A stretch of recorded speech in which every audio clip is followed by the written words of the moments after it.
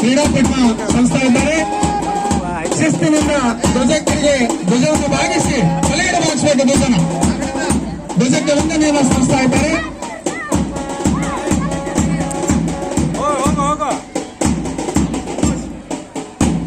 ನಂತರ ಬರ್ತಕ್ಕಂಥ ಶಾಲೆ ಬೆಂಗಾವಲು ಶಾಲೆ.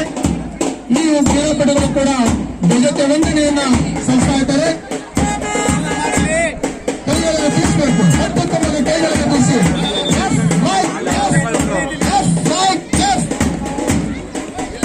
ನಂತರ ಸಿದ್ದೇಟಪ್ಪನ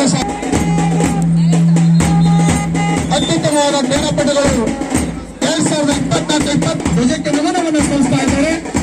ನಂತರ ಚಿಕ್ಕರಿಕೊಪ್ಪ ಶಾಲೆ ಕ್ರೀಡಾಪಟುಗಳು ಧ್ವಜಕ್ಕೆ ವಂದನೆಯನ್ನ, ನಂತರ ಬಸವಾಂಚನ ಶಾಲೆಗಳ ಕ್ರೀಡಾಪಟುಗಳು ಧ್ವಜಕ್ಕೆ ವಂದನೆಯನ್ನ ಸಲ್ಲಿಸಿದ್ದಾರೆ.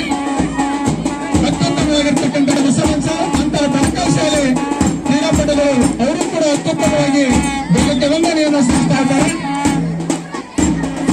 ನಂತರ ಕ್ರೀಡಾಪಟುಗಳು ಕೂಡ ಧ್ವಜಕ್ಕೆ ವಂದನೆಯನ್ನು